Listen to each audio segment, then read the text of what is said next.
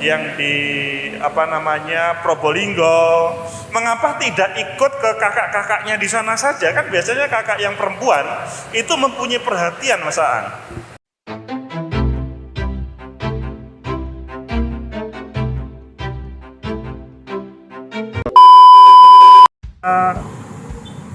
Ke Blitar untuk melihat dari dekat seorang yang hidup mandiri, meskipun berkebutuhan khusus, tetapi dia tidak cengeng, dia hidup mandiri.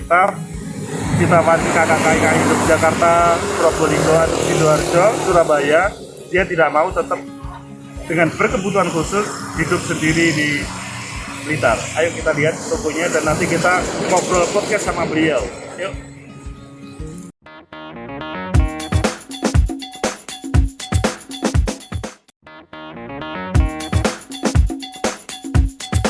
Assalamualaikum warahmatullahi wabarakatuh. Hari ini kita ke Blitar, berkunjung ke rumah Mas Aang.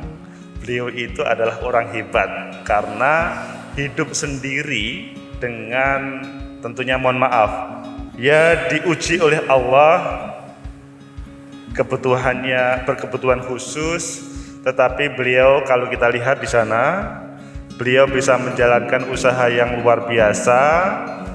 Toko elektronik, dan kalau di depannya itu ada persewaan yang digunakan untuk jualan orang lain. Intinya Mas Aang ini luar biasa, sehingga meskipun beliau berkebutuhan khusus, beliau bisa menjalankan dengan baik. Ayo kita sapa beliau. Assalamualaikum, gimana kabarnya Mas Aang? Bagus, alhamdulillah. Alhamdulillah. Sehat terus ya, suasana pandemi tidak ada masalah Mas Aang ya? Alhamdulillah enggak.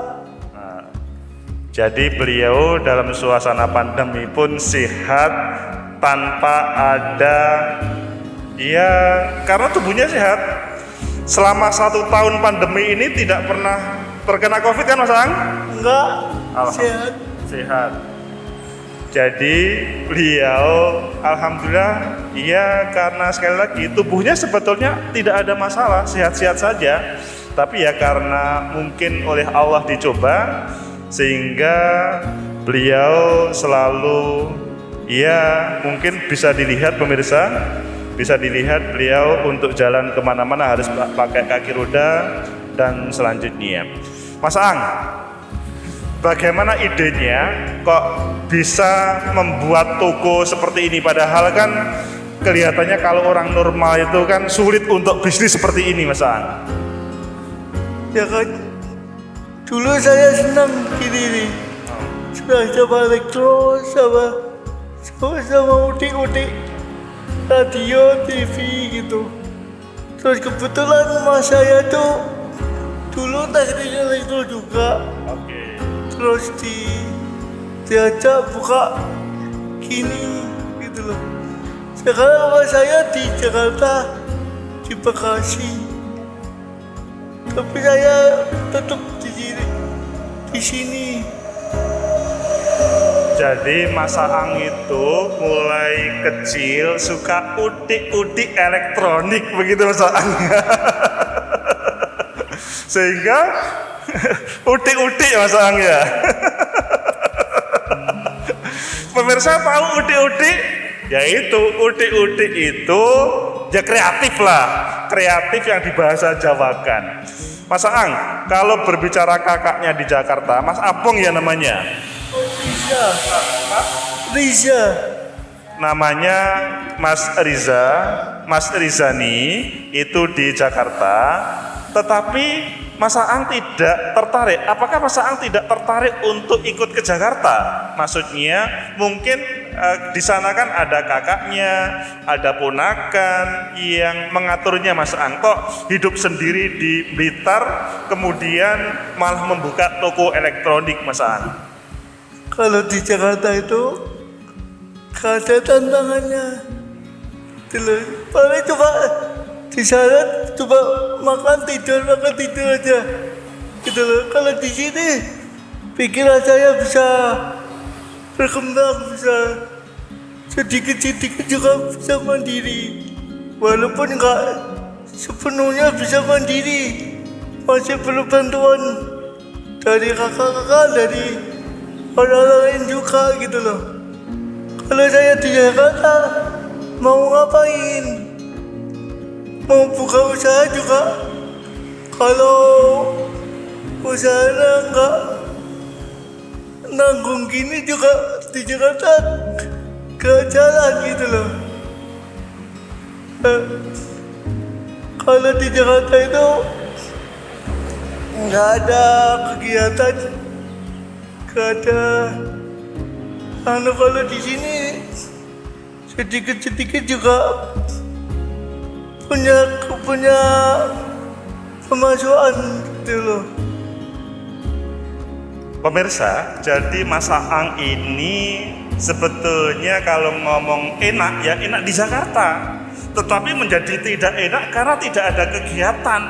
Di sana hanya mungkin kakaknya selalu memfasilitasi semuanya, tetapi yang dia dirugikan itu karena otaknya tidak bisa bergerak. Jadi tidak ada pikiran yang bisa lincah sebagaimana di sini. Begitu Mas Aang ya? Iya gitu, iya. Kurang lebih gitu. Jadi supaya kreatif maka beliau tetap di Blitar membuka usaha seperti ini tadi. Jadi kalau kita lihat ini dari dekat itu ada yang namanya lampu-lampu berbagai macam merek. Kemudian ini juga senter, kabel-kabel terkait dengan audio. Kemudian ya kebutuhan elektronik, maksudnya listrik ini sampai kabel-kabel. Kemudian insya Allah ini terkait dengan kebutuhan keluarga atau rumah tangga yang ada di Blitar, khususnya di Wonodadi, karena ini tepatnya di Wonodadi, Desa Wonodadi, Kecamatan Wonodadi di Dukuh Gambar, itu insya Allah terfasilitasi. Mas Aang, terkait dengan hal ini, apakah Mas Aang bisa melayani pembeli sendiri atau konsumen dengan sendiri? Apakah membutuhkan orang lain? Bagaimana Mas Aang? Saya membutuhkan orang lain. Saya punya karyawan satu yang perempuan. Ya kalau ada orang beli ya dilayani mbaknya itu. Saya cuma kasir lah, gitu loh. Kasir sama bagian hitung-hitung, itu aja. Jadi Mas Aang ini bos plus kasir yang tugasnya menghitung uang dan memberi tugas kepada Mbak yang dia bisa memfasilitasi para pembeli begitu. Otomatis kalau begitu Mas Aang, mbaknya itu juga dibayar dong kalau dia pegawai. Ya dibayar. Ya apa mungkin kalau dibayar apa mau gitu loh. Kalau nggak dibayar apa juga mau gitu. Saya bayar juga per bulan. Iya.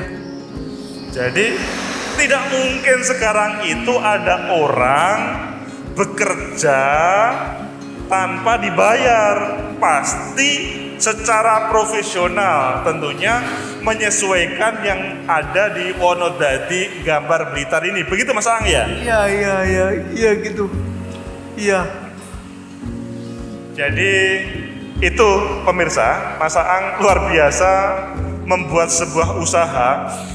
Selain itu Mas Aang, saya mendengar kakak-kakaknya Mas Aang itu kan selain di Jakarta juga ada yang kakak perempuan yang di Surabaya, yang di Probolinggo.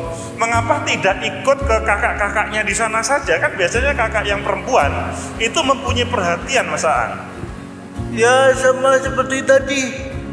Di sana saya juga nggak ada kegiatan, nggak ada pemasukan, nggak ada yang bisa dikerjakan di sana. Saya pernah 1 bulan di sana, saya coba itu tahun 2004. Saya pernah coba ikut sama kakak di Probolinggo itu. Kakak rasanya pengen pulang aja saya. Akhirnya ya saya pulang. Terus pilih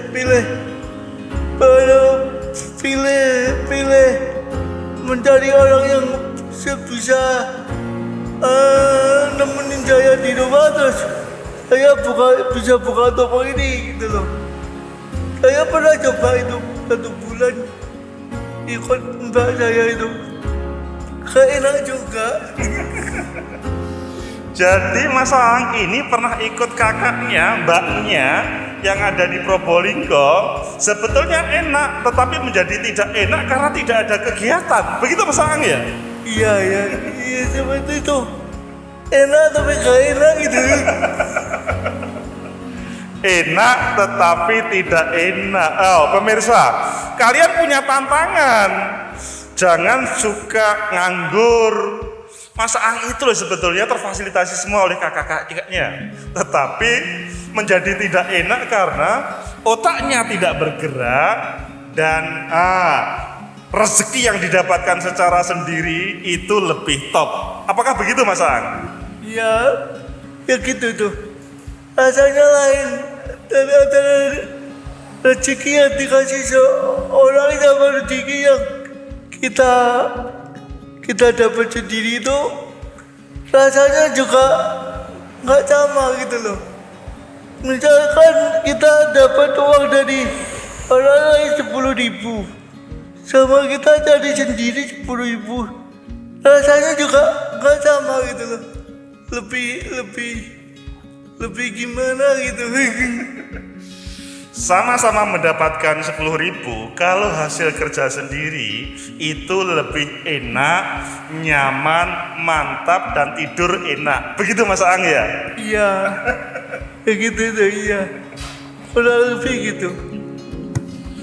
Mas Aang, ini kan di Blitar, kan berbicara rumah yang digambar ini dekat jalan raya.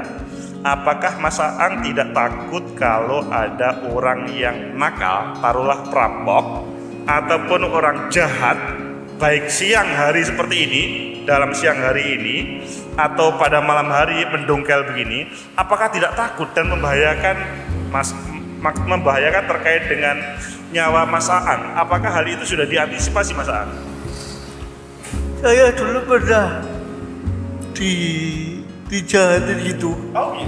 Jadi saya pas hitung-hitung toko pagi itu sama laptop itu diambil sama orang. Saya juga nggak berani ngelawan atau bagaimana. Cuma diambil, dibawa lari gitu aja. Habis itu ya udah saya nggak jadi laptop sama HP saya hilang waktu itu. Pada waktu itu tahun berapa Mas Aang kira-kira? Tahun berapa ya? Tahun 2014 kali ya. Saya nggak begitu ingat waktu itu. Jadi waktu itu habis saya hitung-hitung, saya lupa saya sama mbaknya itu laptop saya sama HP itu nggak dimasukin ke belakang. Terus saya lihat TV sama jaga toko itu aja. Tiba-tiba ada orang masuk dari belakang toko, langsung ambil. Waktu itu Mas Aang berada di toko dan kemudian merampas laptop sama handphonenya, atau pas tidak ada orang waktu itu? Mbaknya ke belakang pas ngerjain pekerjaan rumah di belakang, masak nyuci gitu. Yang di toko cuma saya aja. Jadi itu adalah salah satu cobaan yang luar biasa. Sekitar tahun 2014 ada seorang yang mengambil laptop, handphone dan lain-lainnya. Ya karena Mas Aang, mohon maaf, berkebutuhan begini akhirnya tidak bisa berbuat apa-apa kecuali mungkin tawakal, yang menyerahkan kepada Sang Khalik, begitu Mas Ang? Iya, kan semua itu hakikatnya juga bukan punya kita kan, kita cuma dititipin. Kalau sama yang punya dipindah tangankan sama orang lain juga kita gak bisa apa-apa gitu loh. Iya, kita coba pasrah aja, ya, disyukurin aja. Ya syukur bukan nyawa kita yang hilang gitu loh. Syukur sama nggak nyawa kita nggak diapa-apain gitu aja. Jadi beliau dirampok itu tetap masih bersyukur karena nyawanya masih dilindungi oleh Allah. Kalau berbicara harta, laptop, handphone, bahkan rumah, suatu saat mungkin diambil oleh Sang Pencipta, salah satunya melalui itu. Tapi pada kesempatan itu adalah masih disyukuri karena nyawanya masih aman. Begitu Mas Ang ya? Iya, ya gitu itu iya. Dan semua ini bukan punya kita, termasuk nyawa ini, gitu loh. Kalau sewaktu-waktu kita diambil sama yang punya juga, kita harus terima. Gak boleh protes juga. Gitu. Oke. Mas Ang, ini kan Mas Ang di Blitar ini tentunya ada pemerintahan desa, pemerintahan kecamatan ataupun kabupaten yang mereka itu seharusnya mempunyai kepedulian terhadap semua warganya. Apakah pemerintah, kalau dalam bahasa undang-undang itu semuanya terfasilitasi, maksudnya pemerintah harus memfasilitasi. Apakah mereka itu peduli nggak terhadap Mas Ang ini? Atau Mas Ang memang tidak mau untuk diberi peduli oleh mereka? Contohnya apa? Jadi contohnya begini. Jadi kalau misalkan seperti Mas Ang ini bisa ya karena kebetulan hidup di Blitar itu sendiri, maka semuanya difasilitasi oleh negara melalui bantuan apapun lah, apa bantuan sosial yang melalui Kemensos atau dari Jawa Timur atau dari kabupaten. Apakah Mas Ang juga menerima bantuan-bantuan seperti itu atau bagaimana? Enggak juga. Sebenarnya gini loh, saya itu bersyukur. Kalau dari aparat desa, dari pemerintahan saya nggak pernah dapat yang gimana. Cuma saya bersyukur tetangga desa saya ikut ngopeni saya gitu loh. Jadi kalau ada apa-apa juga saya cukup pengok-pengok ke tonggo gitu loh. Semua bisa membantu. Gitu aja. Kalau untuk bantuan yang raskin sama enggak. Saya keberatan. Saya juga enggak ngadep-ngadep gitu loh. Enggak ngadep-ngadep. Mentang-mentang saya kondisi gini terus saya berharapkan dibantu sama Pak Lurah yang enggak gitu loh. Jadi pemirsa, Mas Ang itu orang hebat. Dia orang yang luar biasa karena sebetulnya materi itu bukan apa-apa. Yang terpenting adalah tetangga kanan kiri ketika ada sesuatu bisa saling gotong royong, bisa saling membantu sehingga hidup itu bisa nikmat. Begitu Mas Ang ya? Iya gitu itu iya. Iya. Yang sangat saya syukuri gitu. Tetangga saya bisa jadi gitu loh. Karena tetangga itu jadi saudara kita. Jadi kalau ada sesuatu apa mungkin terus saya bengok-bengok. Saya dari Jakarta saya suruh pulang gitu juga nggak mungkin kan juga. Yang turun tangan juga pertama ya tetangga saya gitu loh. Jadi tidak mungkin kakaknya hebat di Jakarta, di Surabaya, ataupun di Probolinggo dalam waktu dekat, Iwan tolong, itu datang, itu nggak mungkin. Sehingga dengan beliau ingin hidup mandiri dengan usahanya yang ada ini, usaha yang bisa menjadi teman. Tidak cukup teman sih sebetulnya, teman yang juga menghasilkan. Teman yang membanggakan tentunya untuk kehidupan dunia dan akhirat. Semoga bermanfaat. Mas Aang, mungkin saya minta closing statement, kata akhir dari Mas Aang untuk para pemirsa ini yang melihat kehidupan itu kadang-kadang mereka menyerah sebelum bertarung. Silakan Mas Aang. Tetap semangat. Pasrahkan semangat sama Allah. Biar Allah yang mengatur semua. Kita cukup terima aja yang ditetapkan sama Allah. Itu aja. Tetap semangat, pasrah kepada Allah, menerima semua apa yang diberikan oleh Allah, maka insya Allah kebahagiaan akan diterima dan selanjutnya menjadikan kita selamat dunia dan akhirat. Terima kasih Mas Aang atas semuanya, sehingga kita bisa memberikan motivasi kepada semuanya. Pemirsa, itulah Mas Aang, semoga bisa memotivasi kepada semuanya. Like, subscribe, comment, and share. Sampai jumpa.